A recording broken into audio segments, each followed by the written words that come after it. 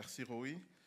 Bonjour à tous et que le Seigneur soit avec vous tout au long de cette année 2026, comme il a été tout au long de l'année précédente, n'en aucun doute.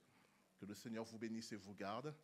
Voilà mes vœux pour cette nouvelle année. Un ami pasteur a mis comme vœu, je vous souhaite beaucoup plus de Jésus en cette année 2026. Et c'est ce que je m'aurais dit, je vous souhaite beaucoup plus de présence du Seigneur Jésus-Christ dans vos vies pour cette année 2026. On ne va pas changer les bonnes habitudes, on va continuer notre série de prédications sur le symbole de Nicée-Constantinople. Et ce matin, c'est un culte enseignement, ce qui veut dire qu'on va prendre un petit temps de questions-réponses qui sera moins long que d'habitude, puisqu'on a aussi la Sainte Seine. Il ne faut pas que le culte soit trop chargé. Mais avant, on va prier pour demander au Seigneur l'aide du Saint-Esprit, pour vous comme pour moi, pour que ce que nous allons partager durant cet enseignement aide chacun d'entre nous à discerner la volonté de Dieu pour sa vie. Nous prions. Dieu notre Père, nous te bénissons pour ta fidélité qui se manifeste chaque jour. Et parfois, comme l'a dit Roy, nous ne voyons pas ta fidélité, elle est là. Alors Seigneur, pour tous les moments où nous ne l'avons pas vue, pour tous les moments où nous avons oublié de te dire merci, ce matin nous te disons merci. Merci pour ce que tu as fait et merci pour ce que tu fais encore et merci pour ce que tu vas faire encore. Père, nous te remettons ce temps d'enseignement. Je te prie pour que chacune des personnes qui est ici et ceux qui vivent ce culte en ligne avec nous et ceux qui l'écouteront plus tard puissent être conduits par le Saint-Esprit pour que chacun puisse recevoir ce que tu as prévu de lui donner, entendre ce que tu as prévu de lui dire. Père, aide-moi à donner cet enseignement fidèlement sans rien ajouter ni rien enlever à ce que tu veux que je donne ce matin. C'est au nom de Jésus-Christ que nous te prions. Amen.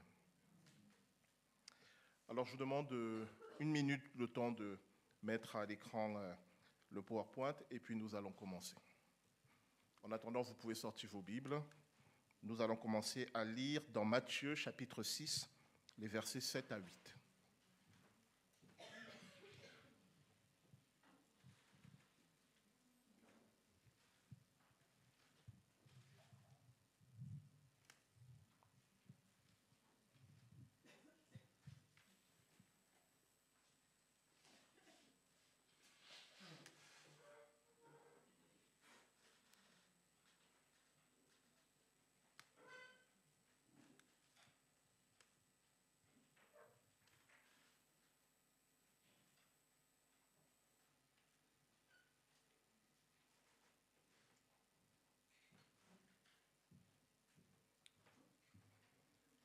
Voilà, Pierre-Laurent, si tu veux vérifier que tout fonctionne bien. On lit bien? OK. Donc, si tout le monde y est, nous allons entamer la troisième partie sur cet énoncé qui nous dit que Dieu est tout-puissant. Et on va se poser la question ce matin, si Dieu est tout-puissant, et donc, si il sait toutes choses, à quoi ça sert de prier? Voilà. À quoi ça sert de prier si Dieu est déjà au courant? Pourquoi lui parler de quelque chose dont il est déjà au courant? Quel est l'intérêt de la prière si Dieu est omniscient? Alors, on va s'interroger là-dessus parce que vous allez voir, ça a des implications sur qu'est-ce que la prière et la manière dont nous prions et ce que nous attendons de la prière. Voilà, donc, troisième partie, à quoi sert la prière, si tu veux bien, si Dieu sait déjà toutes choses. Est-ce que vous êtes avec moi? C'est bon? À la régie, c'est bon aussi pour ceux qui suivent en ligne? Parfait. Alors, on va commencer avec ce passage de l'évangile de Matthieu, Matthieu chapitre 6, les versets 7 à 8. « En priant, ne multipliez pas de vaines paroles comme les païens qui s'imaginent qu'à force de paroles, ils seront exaucés. Ne leur ressemblez pas, car votre Père sait de quoi vous avez besoin avant que vous le lui demandiez. » Alors j'ai mis ça en gras parce que c'est important. Votre Père sait de quoi vous avez besoin avant que vous le lui demandiez. C'est-à-dire, avant même que vous commencez à prier, Dieu sait déjà ce que vous allez lui dire. Et pourquoi il le sait? Parce que la Bible nous dit que Dieu sonde les cœurs et les reins. Dieu connaît nos pensées. Il connaît nos besoins. Il connaît nos envies. Il les connaît parce qu'il est notre créateur. Avant que vous le lui demandiez, Dieu sait déjà ce dont vous avez besoin. Mais ça repose la question du début, à quoi ça sert de prier dans ce cas? Avant de répondre à cette question, on va regarder d'un peu plus près ce texte. Ne multipliez pas de vaines paroles. Cette phrase, c'est un seul mot en grec, batologeo, qui veut dire bredouiller, dire toujours la même chose, bavarder. Est-ce que certains d'entre vous se reconnaissent quand ils prient? Dire toujours la même chose à Dieu, répéter la même parole, répéter la même phrase, répéter la même prière, en pensant qu'en faisant comme ça, on va atteindre un résultat très particulier. Le Seigneur Jésus-Christ dit, ne faites pas ça. Ne faites pas ça. Et si vous le faites, arrêtez de le faire. Et là, si tu veux bien, il y a un mot qui m'a intéressé.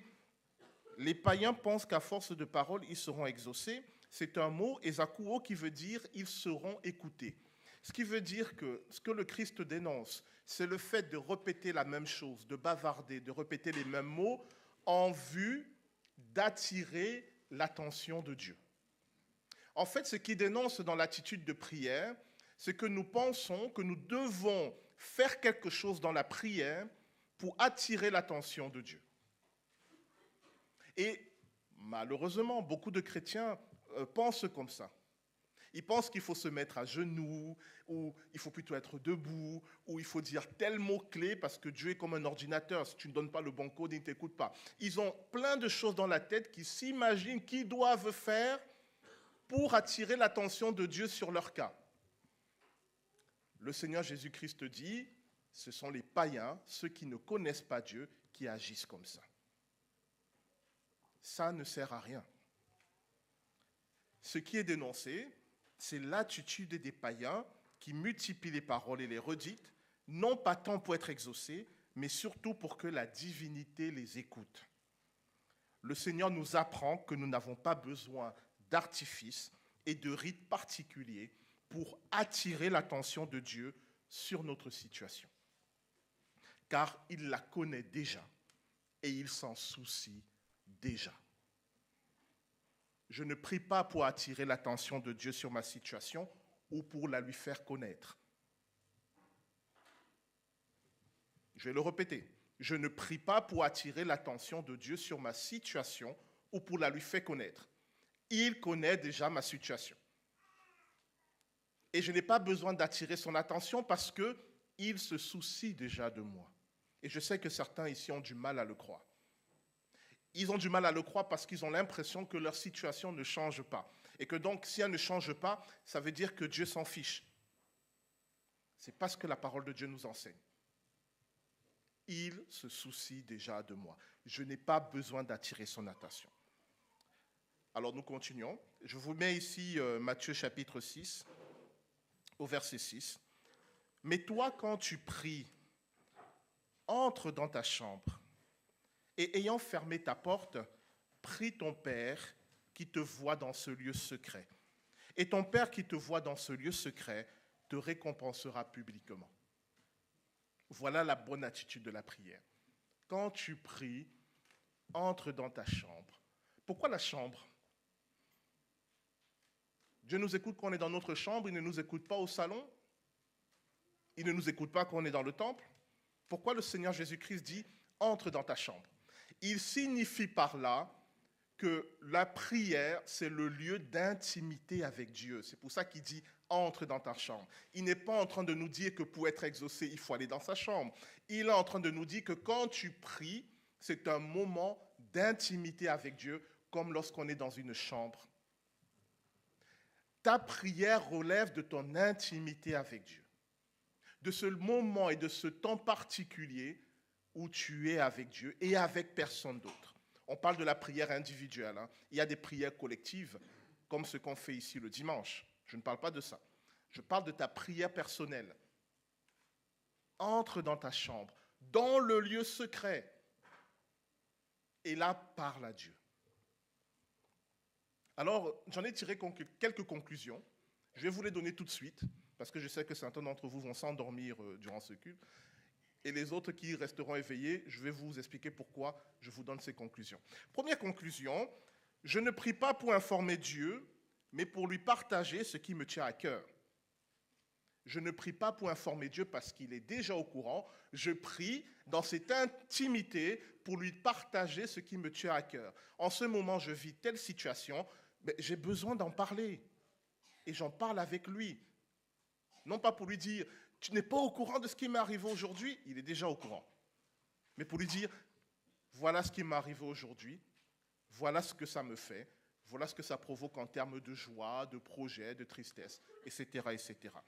Deuxième conclusion, l'acte de prier nourrit ma relation personnelle avec Dieu.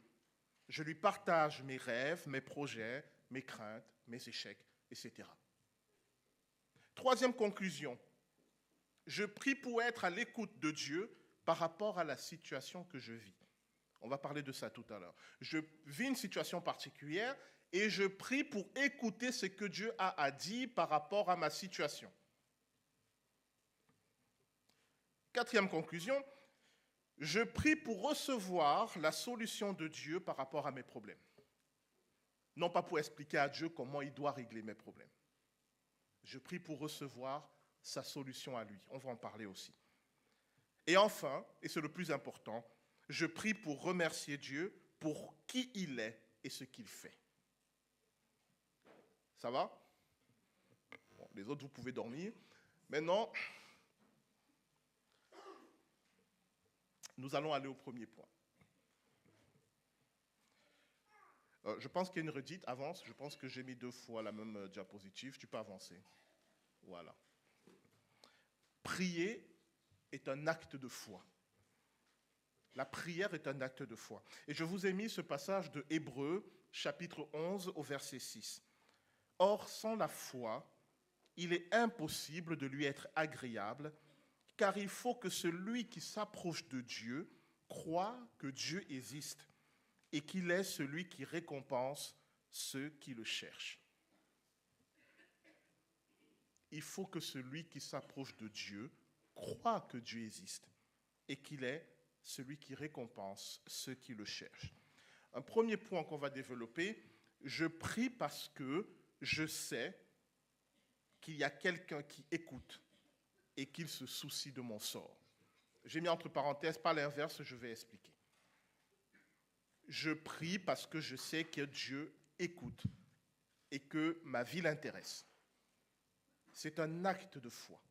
Et j'ai mis je sais parce que la foi, on en avait parlé au tout début de cette série de prédications. La foi, c'est ce qui est sûr, solide et certain dans ma vie. Contrairement à ce que le français laisse entendre quand je dis « je crois ».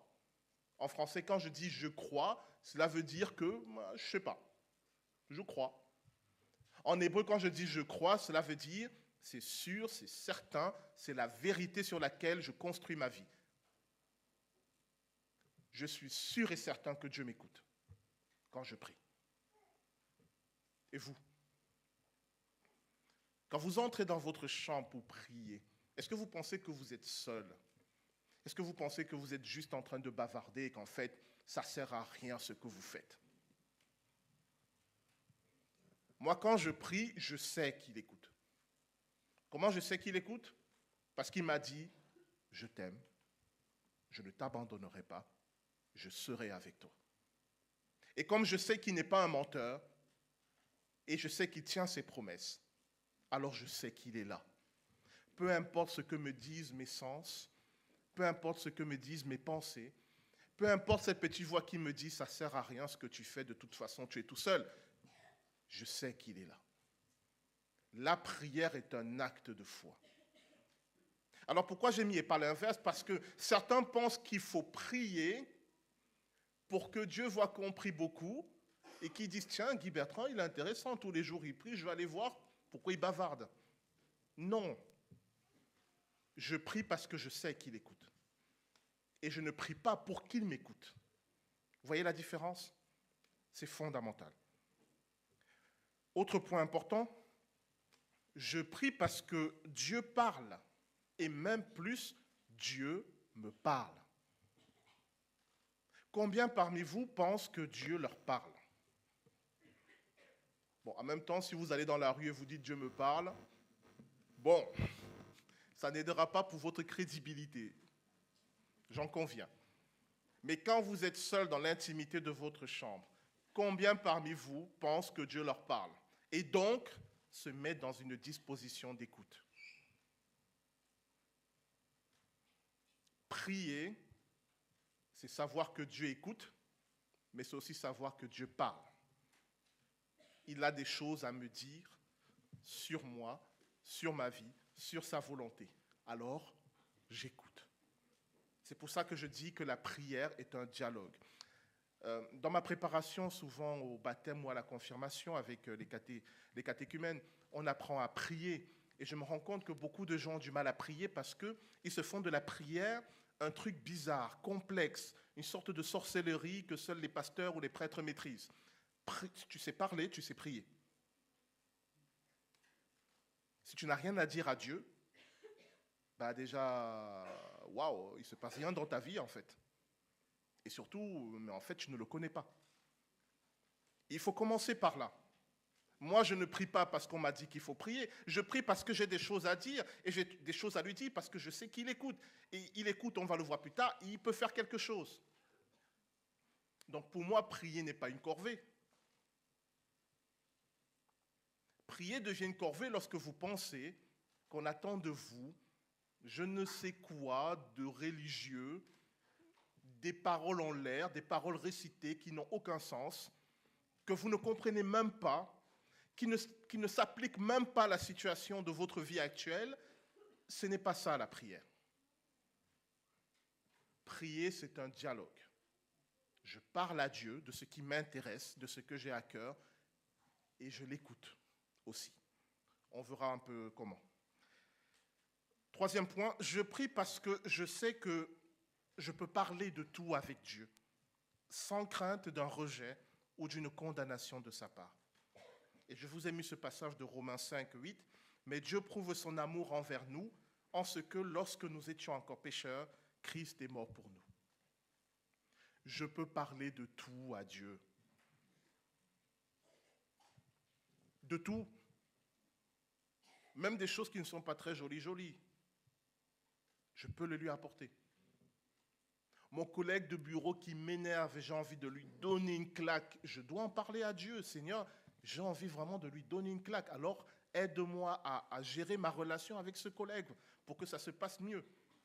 Aide-moi à calmer ma colère. Si dans votre dialogue avec Dieu, vous êtes dans l'hypocrisie, tout va bien, tout se passe bien, le monde est parfait, alors il n'y a pas de relation de confiance.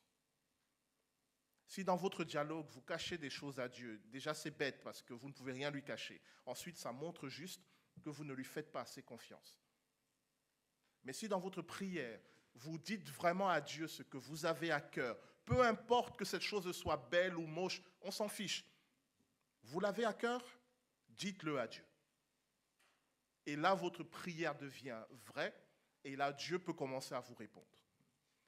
Il y a certains ici à qui Dieu ne répond pas parce qu'ils sont toujours dans l'hypocrisie. Ils prient, mais ce n'est pas eux. Et une relation de mensonge et d'hypocrisie, ce n'est pas intéressant pour le Seigneur. Vous allez voir qu'il va commencer à vous répondre quand vous allez commencer à être vous-même dans la prière. Est-ce que ça va? Le deuxième point, on peut passer ce passage. Prier, c'est accueillir la solution de Dieu. Alors on va s'intéresser à un cas qui est le cas d'Israël, avec ce passage du livre du prophète Jérémie. Vous allez voir, c'est extraordinaire. J'ai pris ça pour illustrer ce que j'appelle accueillir la solution de Dieu. Ici, ce sont les recommandations du prophète Jérémie au peuple d'Israël qui a été déporté à Babylone. Voilà ce qu'il leur dit de la part de Dieu. Vous allez voir, c'est très intéressant. Nous sommes dans Jérémie 29, les versets 4 à 9. Ainsi parle l'Éternel des armées, le Dieu d'Israël, à tous les captifs que j'ai amenés de Jérusalem à Babylone.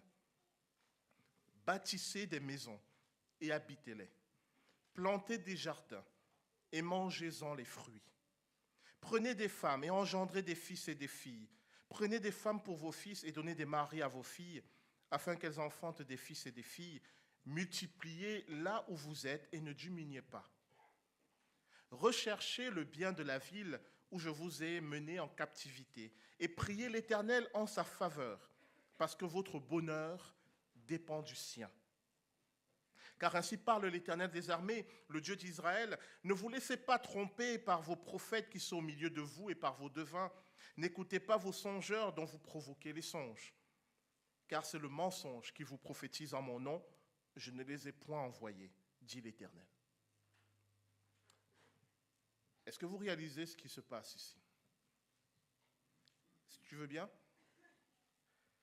la solution à la captivité d'Israël n'était pas dans les rêves de revanche, mais dans leur capacité à prier pour leurs ennemis.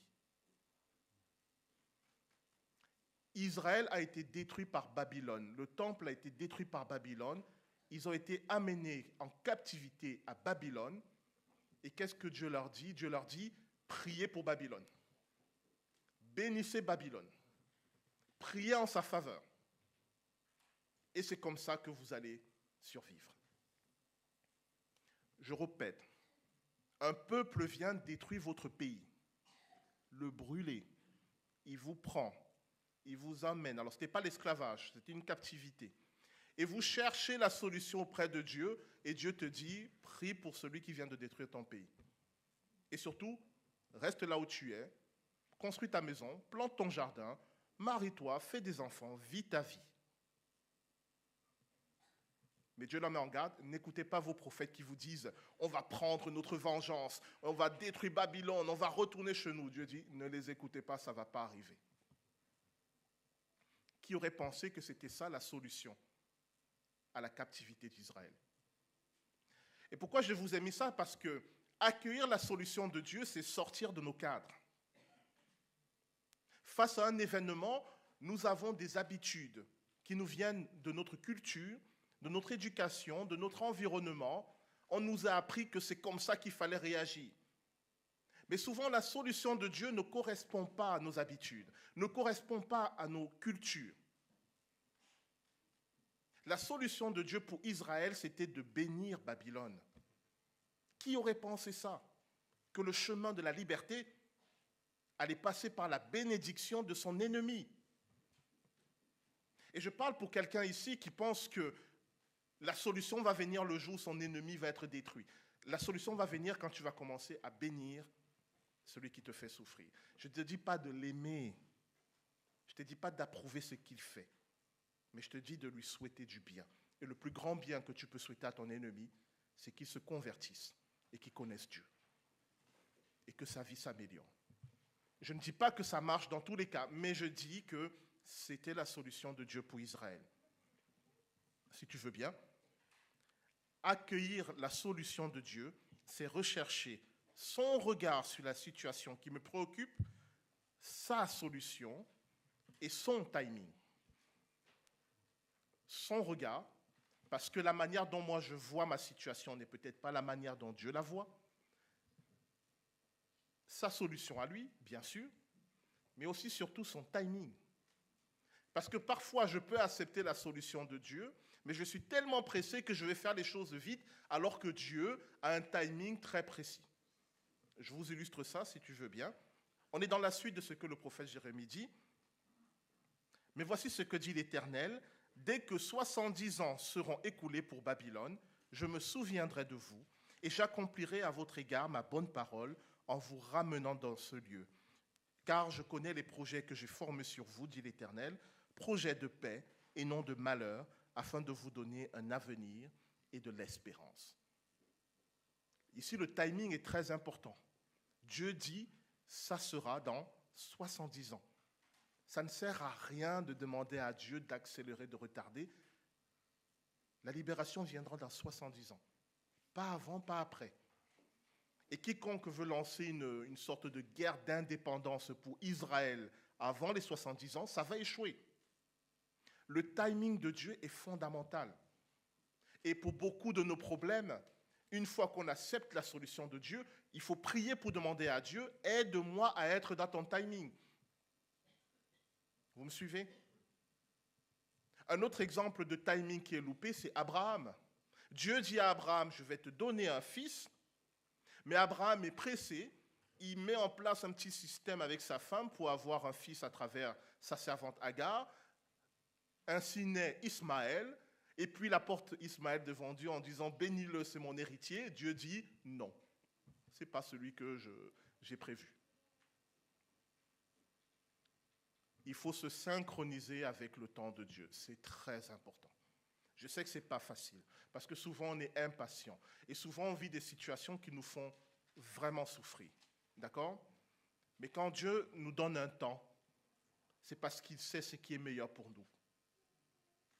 Et souvent, la prière a pour objectif d'accueillir la solution de Dieu et le timing de Dieu. Israël n'allait être délivré qu'au bout de 70 ans si Israël priait pour Babylone, son ennemi. Voilà la solution de Dieu. Quelle est la solution de Dieu face à ce problème pour lequel tu pries chaque jour? C'est comme ça que tu dois prier maintenant. Troisième partie. L'adoration et la louange sont au cœur de la prière. Et je vous ai mis ce passage de Matthieu chapitre 6, les versets 31 à 33. Ne soyez donc pas en souci en disant « Que mangerons-nous ? Ou que boirons-nous ? Ou de quoi serons-nous vêtus ? Vu que les païens recherchent toutes ces choses. Car votre Père céleste connaît que vous avez besoin de toutes ces choses. Mais cherchez premièrement le royaume de Dieu et sa justice, et toutes ces choses vous seront données par-dessus. » Et là, j'ai mis un point. Dieu lui-même se préoccupe de mes besoins les plus fondamentaux. Comment donc puis-je croire qu'il puisse échouer dans cette mission? Dieu se préoccupe de moi et de mes besoins. Vous croyez que quelque chose peut empêcher Dieu de pouvoir à mes besoins? Vous croyez qu'il y a une puissance dans ce monde qui puisse l'en empêcher? Sérieusement. Si Dieu dit Guy Bertrand doit recevoir un vêtement, vous pensez qu'il y a une puissance qui est capable de s'interposer entre Dieu et moi? La Bible dit qu'il y a une seule personne qui peut s'interposer entre Dieu et moi. C'est qui? C'est moi-même. Qui peut dire à Dieu, je ne veux pas. C'est le seul cas qui puisse arriver. En dehors de ce cas, rien ne peut empêcher Dieu de me bénir. En réalité, je n'ai même pas besoin de prier. Parce que Dieu se soucie tellement de moi qu'il n'a pas besoin d'attendre que je lui demande pour me donner. Il me donne parce qu'il m'aime. Vous attendez que votre enfant meure de faim pour lui donner à manger? Vous attendez qu'il soit amaigri, qu'il dise « Pitié papa, pitié maman, nourris-moi » pour lui donner à manger? Non. Vous anticipez. Pourquoi? Parce que vous l'aimez. Pourquoi vous pensez que vous devez arriver dans une situation désespérée pour que Dieu vous exauce? Ça ne marche pas comme ça. Cherchez d'abord le royaume de Dieu. C'est ce que j'ai appelé la solution de Dieu. Si je suis dans une situation difficile pour laquelle je prie, humainement, c'est Dieu pour moi. J'ai besoin d'en parler, j'ai besoin de lâcher les choses. Un peu comme le psaume 22, « Mon Dieu, pourquoi m'as-tu abandonné ?» On sait bien que Dieu ne nous a pas abandonnés, mais on se sent abandonné, donc on le lui dit. Puisque dans ce dialogue, il n'y a pas de tabou. Seigneur, j'ai l'impression que tu m'as abandonné. Où es-tu? Qu'est-ce que tu fais? Pourquoi tu permets que ça m'arrive? Ça, c'est mon humanité qui a besoin de parler. Et c'est OK dans ce dialogue avec Dieu. Ce n'est pas un souci. Mais ça ne peut pas s'arrêter là. Ça ne peut pas être que ça. La deuxième étape, c'est qu'est-ce que tu attends de moi dans cette situation? Quelle est ta volonté pour moi dans cette situation que je vis? Et c'est ça le royaume de Dieu et la justice de Dieu. Parce que si tu es dans cette situation, ne crois pas que Dieu est pris au dépourvu, ne crois pas qu'il n'avait pas prévu. Il a déjà prévu la solution. Il a déjà tout prévu. La question c'est, est-ce que toi, tu veux accueillir ce qu'il a prévu pour toi dans la situation que tu vis, pour la situation pour laquelle tu pries. Le Seigneur nous invite à nous décentrer de nous-mêmes pour commencer à nous intéresser à ce que Dieu attend de nous dans notre quotidien. Et enfin, si je sais par avance que Dieu a pourvu à mes besoins présents et futurs, alors je peux par avance lui dire merci. Et c'est ça la louange. Parce que fondamentalement, quand vous venez prier, quelle que soit la situation pour laquelle vous venez prier, sachez que Dieu a déjà résolu la situation. Ce n'est pas une théorie, hein. Il a déjà résolu la situation. La question, est-ce que vous acceptez sa solution? C'est juste ça la question. Mais ça y est, c'est réglé. Donc la vraie question pour vous, c'est accueillir ce qu'il a déjà résolu. Et surtout, si on est un peu bien éduqué, c'est dire merci quand même. Ce qui fait que je peux venir devant Dieu, quelle que soit la solution que je vis et je traverse, et je lui dis merci. Parce que je sais que c'est déjà résolu. Parce que je sais que je suis déjà exaucé. Merci.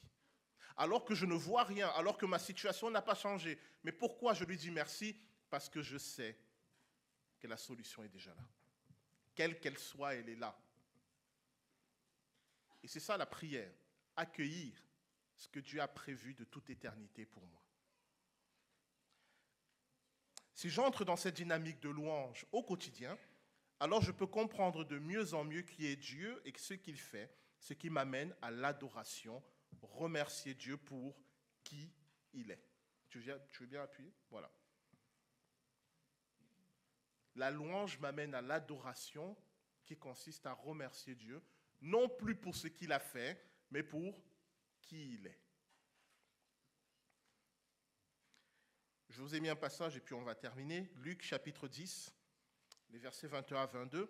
En ce moment même, Jésus tressaillit de joie par le Saint-Esprit et il dit « Je te loue, Père, Seigneur du ciel et de la terre, de ce que tu as caché ces choses aux sages et aux intelligents et de ce que tu les as révélées aux enfants. Oui, Père, je te loue de ce que tu l'as voulu ainsi. » Et je vous ai mis le psaume 18, 3. « Je m'écrie, loué soit l'Éternel, et je suis délivré de mes ennemis. » Le simple fait de dire « Merci Seigneur », juste « Merci », parce que je sais que tu as déjà tout pourvu. Je suis délivré de mes ennemis. C'est ça la louange et c'est ça l'adoration. Conclusion. C'est une recommandation de Jean dans sa première épître au chapitre 5, les versets 14 et 15. Et la confiance que nous avons en lui, c'est que si nous demandons quelque chose selon sa volonté, il nous exauce. Et si nous savons qu'il nous exauce, quoi que ce soit que nous demandions, nous savons que nous avons de lui les choses que nous avons demandées. Si je demande quelque chose selon sa volonté, c'est-à-dire en accord avec ce qu'il a prévu pour moi, je peux considérer que je l'ai. Moi, il y a des prières que je fais et je dis par avance à Dieu merci, parce que je sais déjà qu'il m'a exaucé, parce que je sais que cette prière est conforme à sa volonté pour moi. Et je n'ai même pas besoin de dire peut-être tout ça, je sais que je suis exaucé. Est-ce que vous avez déjà vécu de tels moments? Pourquoi beaucoup de chrétiens ne vivent pas de tels moments? Parce qu'ils ne vivent pas ce dialogue avec Dieu pour être à l'écoute de ce que lui il a prévu.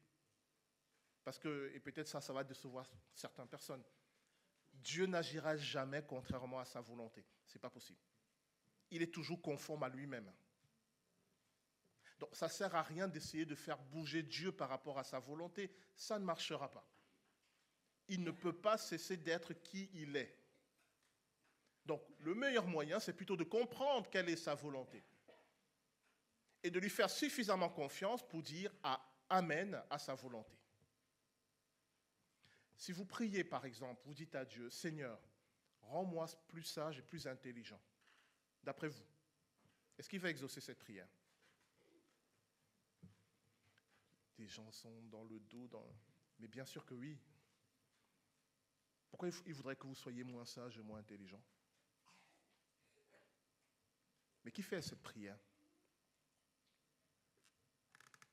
Qui dit, Seigneur, rends-moi plus doux, plus patient, remplis-moi plus de bonté, aide-moi à être plus bénissant.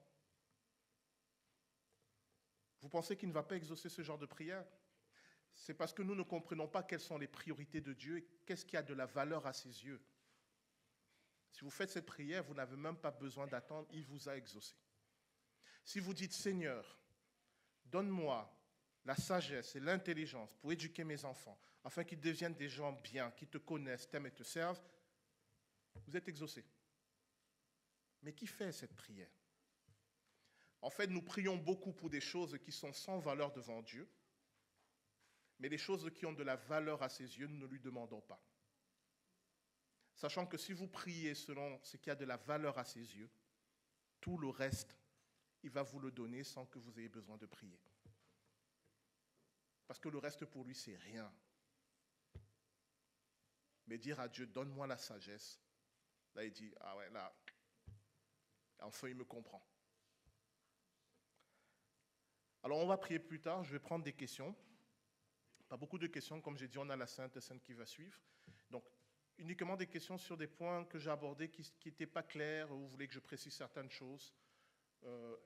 Pas trop de déclarations, comme je vous ai dit, on n'a pas beaucoup de temps. Non mais n'hésitez pas. Et en ligne aussi, si des gens ont des questions.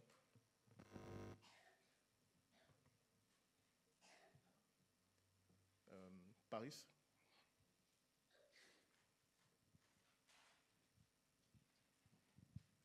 Merci beaucoup pour le message. Ma question est la suivante. Quel est le meilleur moment pour prier? Je sais que pour moi, c'est quand, comme j'ai des petits-enfants, c'est quand ils dorment, quand tout est éteint, qu'il n'y a personne, soit très tôt, soit très tard. Donc, quel est le meilleur moment pour prier? Alors, vous avez déjà répondu à la question quand vous avez dit, pour moi, c'est tel moment. Donc, il n'y a pas un meilleur moment pour prier. Il y a le moment où je peux, dans la paix, être dans la présence de Dieu. Et pour chacun d'entre nous, ce moment va être très différent, selon notre quotidien. Donc, il n'y a pas tel moment. Je dirais juste, en termes de conseils, ne commencez pas votre journée sans la prière et ne la terminez pas sans la prière. Après, vous vous débrouillez. Si c'est sur le trajet, en voiture, vous priez, priez. Si c'est les 5 minutes pour aller à la station de métro, de RER, priez pendant ces 5 minutes. Mais commencez votre journée en la remettant au Seigneur, en lui demandant sa volonté pour vous, pour la journée. Mais c'est garder ce rythme de commencer avec le Seigneur et de terminer la journée avec le Seigneur. Après le moment, c'est à vous de voir. Mais trouvez un moment où vous êtes à peu près tranquille, où on ne va pas vous solliciter à chaque fois. Et si vous n'avez pas ce moment, demandez à Dieu de vous donner ce moment. Il va vous le donner. Typiquement, un genre de prière, vous êtes sûr d'être exaucé. Si vous dites, Seigneur, j'ai besoin d'avoir du temps avec toi, du temps de qualité, du temps où je peux être dans ta présence pour te parler, pour t'écouter, aide-moi à trouver ce temps, le Seigneur va vous exaucer. Une autre question?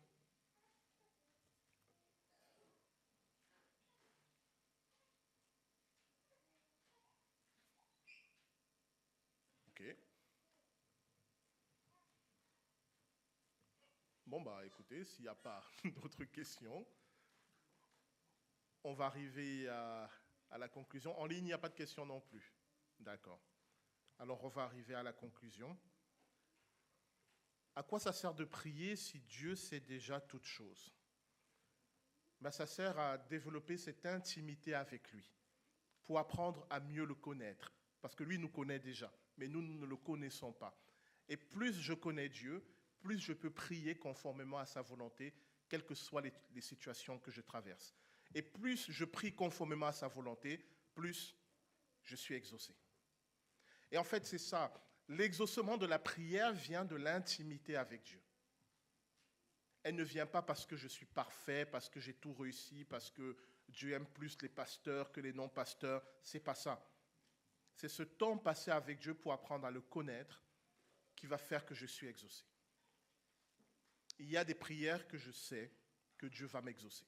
Je le sais parce que je le connais. Et en fait, chacun d'entre nous doit pouvoir dire cela. Si vous ne connaissez pas le Dieu que vous priez, à quoi ça sert? Et peut-être la prière fondamentale, et c'est la prière que je vais vous proposer là maintenant, c'est de dire à Dieu, j'aimerais mieux et plus te connaître. Et là aussi, vous pouvez être sûr qu'il va vous exaucer. Est-ce que vous êtes d'accord pour qu'on prie dans ce sens? Est-ce qu'il y a quelqu'un qui regrette de ne pas avoir posé de questions? Ok. Si tu veux bien. Après, on va prier.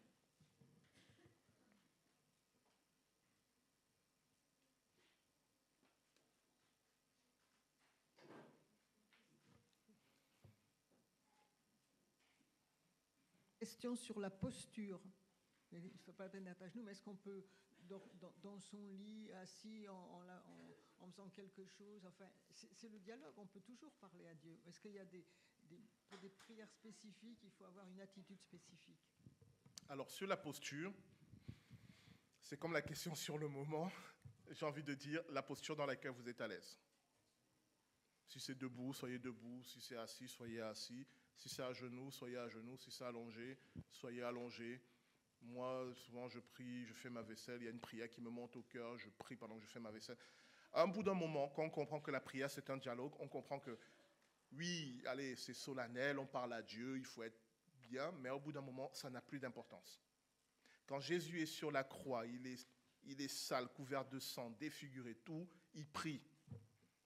La posture ne sert plus à rien quand on a compris que c'est le cœur à cœur avec Dieu. La posture dans laquelle vous vous sentez à l'aise, c'est le plus important. D'accord? Mais non, si vous priez avec quelqu'un d'autre, soyez attentif à ne pas mettre l'autre mal à l'aise. Si moi je suis très à l'aise pour prier allongé, mais je suis avec quelqu'un pour qui prier allongé c'est n'importe quoi, bon ben voilà, je m'adapte. Je n'en fais pas un truc fondamental. Et comme ça, je montre que j'aime mon prochain.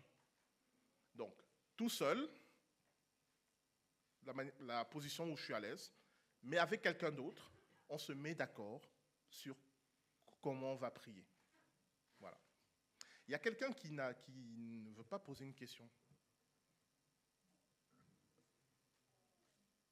Et ce n'était pas Françoise, je pensais que c'était pas Françoise. Il y a quelqu'un qui a peur de poser une question.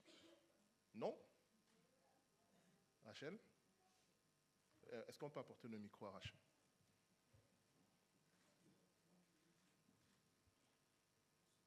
Mais merci pour ta question, Françoise.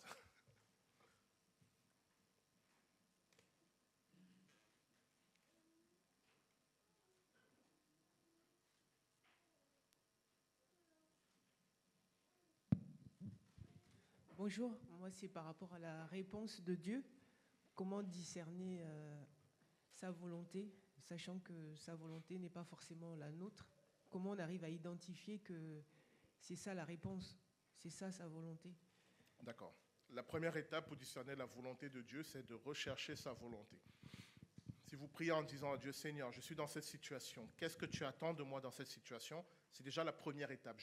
Si sincèrement vous voulez savoir ce que Dieu attend de vous, vous pouvez être sûr qu'il va vous répondre.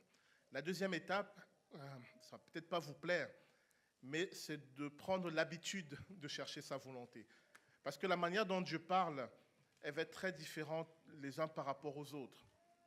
Moi, à une époque de ma vie, me parlait beaucoup à travers des romans que je lisais. Je sais que c'est curieux, mais j'avais une question qui me taraudait, et je vous assure, je prends un roman, je ne parle même pas d'un livre religieux, je prends un roman qui décrit une situation qui répond à ma question. Et au fond de moi, je sais que c'est Dieu qui me répond. Il fait ce qu'il veut.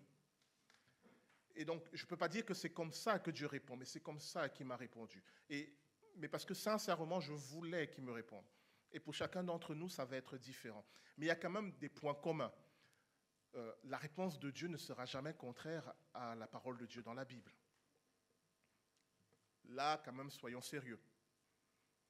Si vous dites, Seigneur, j'ai des problèmes d'argent, quelle est la solution? Et vous recevez une conviction, on va braquer la banque, alors qu'il est écrit, tu ne voleras pas, vous pouvez être sûr que ce n'est pas Dieu qui vous a répondu. Donc, connaître la Bible aussi, ça peut nous aider à bien baliser quand Dieu nous répond. Et l'autre critère commun, c'est avoir la paix dans le cœur. Si, lorsque j'envisage cette conviction que j'ai eue dans la prière, j'ai plein de peur, j'ai plein d'appréhension, j'ai plein de choses qui ne vont pas, ça vaut le coup de continuer de prier, de dire à Dieu, est-ce que c'est vraiment ta réponse? Si c'est vraiment ta réponse, donne-moi la paix par rapport à ça. Vous voyez? Et en fait, je l'ai déjà dit, parler, écouter Dieu, c'est comme parler, écouter une langue étrangère. C'est en pratiquant qu'on s'améliore. Et bien sûr, on peut faire des erreurs, on peut se tromper. Mais si, lorsque vous vous trompez, vous cessez de parler la langue, vous ne l'apprendrez jamais. Mais si vous acceptez que oui, parfois vous allez bafouiller, parfois vous allez mal comprendre, mais ce n'est pas grave. Dieu vous aime quand même. Alors vous allez persévérer et vous allez de mieux en mieux reconnaître quand il vous parle. Peu importe le moyen qu'il utilise pour vous parler, vous allez le reconnaître. Mais il faut persévérer dans cette pratique. Ok. Tu as profité pour... Vas-y. Petite question. Comme beaucoup d'entre nous, je pense quand on prie à Dieu, moi personnellement, j'ai déjà à peu près mon désir de réponse. J'aimerais un peu que ça soit ça ta réponse. On va dire que je suis quand même beaucoup focalisé sur cette réponse que j'aimerais avoir. Mais à un moment donné, pour certains cas, j'étais tellement focalisé sur cette réponse-là que, en fait, cette réponse n'arrivait jamais. Et à un moment donné, du coup, je demandais à Dieu dans ma prière que, voilà, je pose la question par rapport à la démarche, est-ce qu'elle est bonne ou pas? Je me disais, bon Seigneur,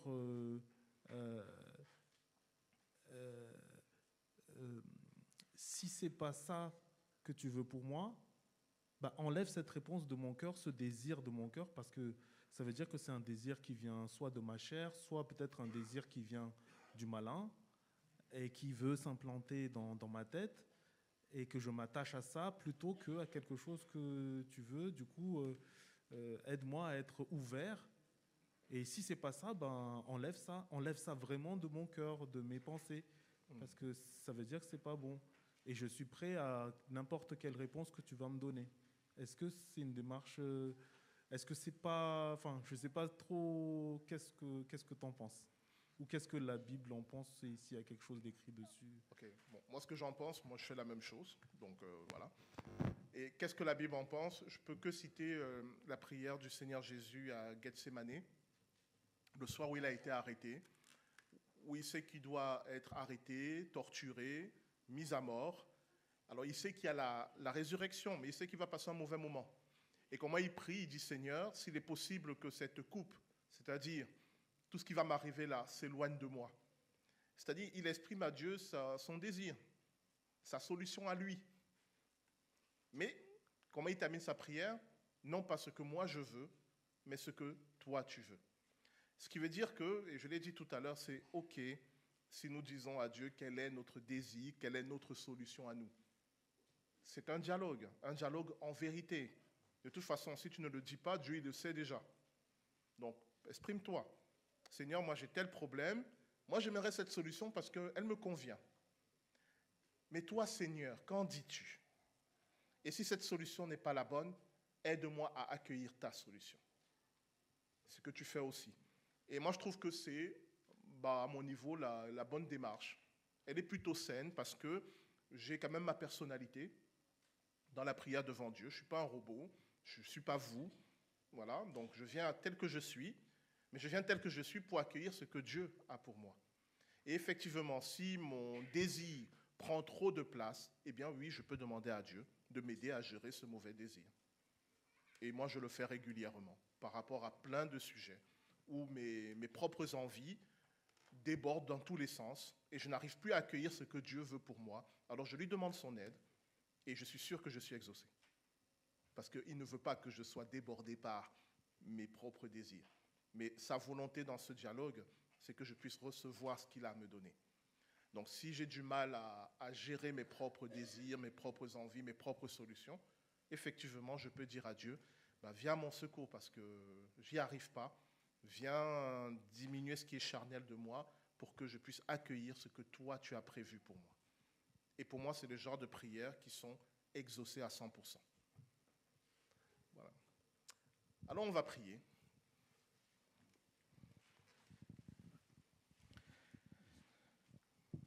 Père, je te bénis et je te rends grâce pour ce moment que nous venons de partager et qu'on va prolonger dans la Sainte Seine. Seigneur, moi, je te demande que tu aides chacun d'entre nous ici, ceux qui vivent ce culte en ligne et ceux qui l'écouteront plus tard, à avoir ce temps d'intimité avec toi, ce temps de dialogue en vérité, sans hypocrisie, sans masque, sans peur, ce temps de cœur à cœur pour te parler, mais aussi pour t'écouter, pour te présenter nos solutions, mais surtout pour accueillir ta solution. Et c'est dans ce sens, Père, que j'aimerais te prier et j'espère me faire le porte-parole de tous ceux qui sont ici en te disant, aide-nous Seigneur, aide-nous dans ce dialogue à rechercher et à accueillir ce que tu as prévu de toute éternité pour chacun d'entre nous.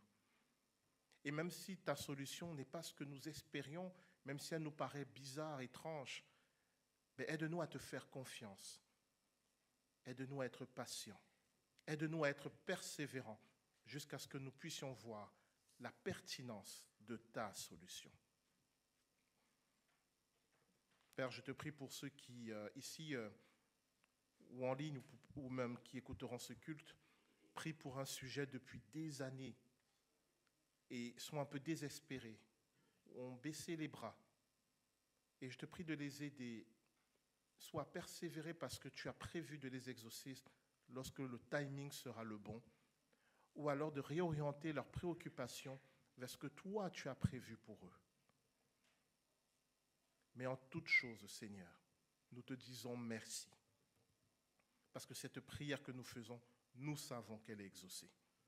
Aide-nous maintenant à accueillir ce que tu as prévu pour nous.